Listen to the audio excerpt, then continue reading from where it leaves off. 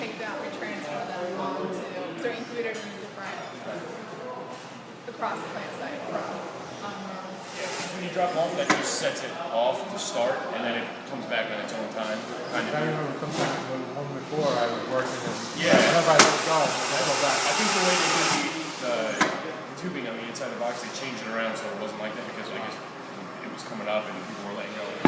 Biological vacuum. Okay. It's called tidal vac. That's what I thought. That's what.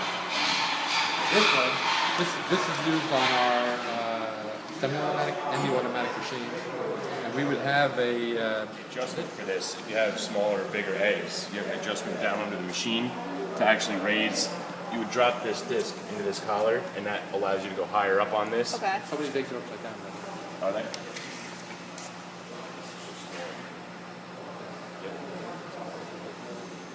That's that's all.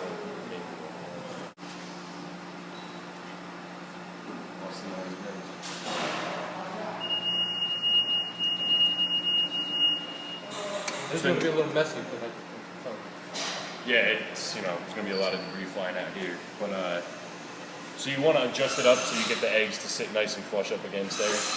So you might. That's why I was saying before you have to tweak it a little bit and just sneak up on it until you get the right height. Should be about. So yeah, they're sitting all up there, nice and tight to the plate. Nice and tight and pretty. Yeah. No space around the edge. Knife, yeah, there's a knife enable switch on the side here, so you can turn off the knife by switching it down, and then that's how you can do your adjustments. Okay. So you're not cutting all the eggs, and you might not be high enough up. And you can way to set up. If you get the same, if you get a small egg and you want 10 psi on that egg, on the small you get the same on the bigger. a lot more forgiving. Right. So then once you get your height set like it is there, flip the knife enable switch back on, and then come up and cut them. Definitely a little bit more chippy, but you have all those eggs. Yeah. And we would have left the blade across before we pulled it out. Yeah, it comes back You down. can adjust it. Because of the Yeah, timer. yeah. If they want to leave the blade going over there longer, they can pull the So tray you out. have nothing fall back in. More time to pull the tray Yeah, Yeah. yeah. Those are still pretty clean. Yeah, I mean, Relatively. also I think the air might need to be set up a little more for the blast there maybe, but that usually... So you said the blades are 400. Yeah, everything on top here is 316 and 304 stainless steel, and then it's all coated. Like all these inside parts are med coated, so everything's got a little bit of thickness and hardness to it. And I think they have little certs and stuff for all these parts when they give you the terminal packages and stuff like that. Yeah, that's what. And they also have some of the project managers have a list of different solutions that they recommend, and basically it's up to you and whatever your standards are. But some things will wear a lot of the stuff off. Like this block down here, it's just anodized aluminum. So using a lot of bleach on that, you're gonna beat up that aluminum pretty quick. Right. It's so they have recommendations for certain stuff to use there. You know of anyone VHPing? What's that? You know anyone using vaporous hydrogen peroxide? I honestly don't know what everybody uses. That's, like I said, usually what Ken will help them out with, or one of our guys, Yuri. That's who supplies all that information. You should be able to get you a bunch of paperwork on that. And then we'll disconnect these guys too here. You just push them in like that. Yep. And then this just comes up like this.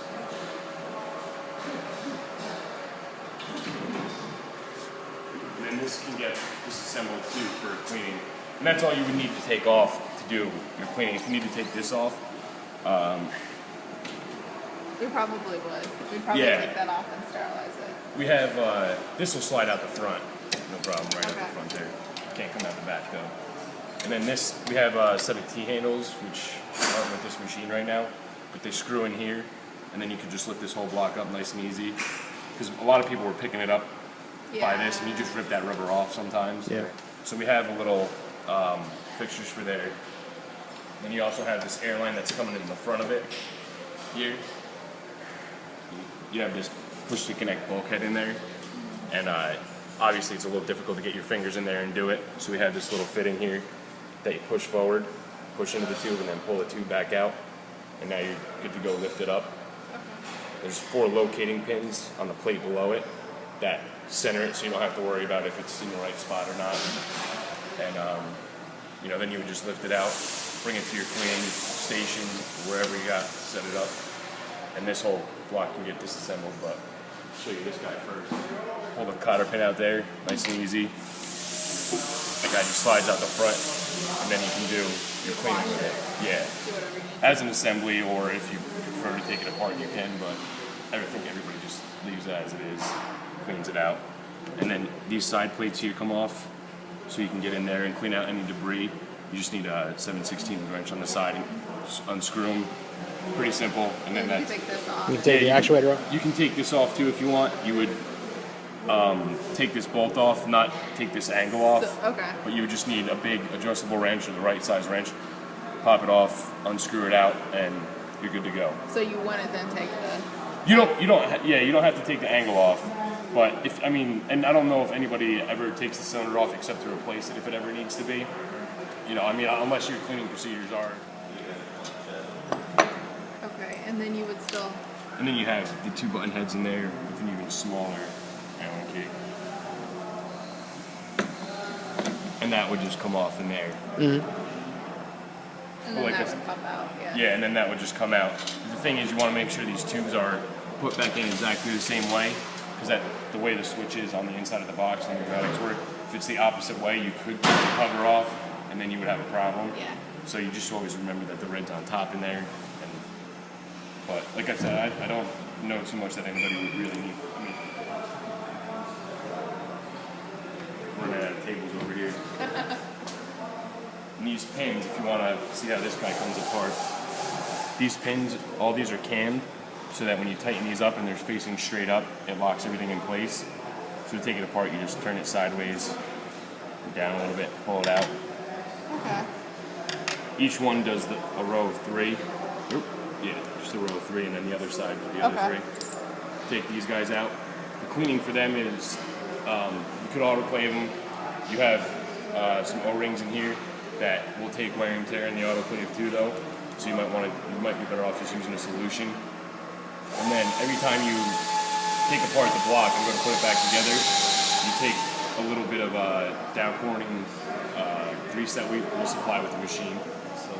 Yeah, a little bit of that on here, and then put it back in.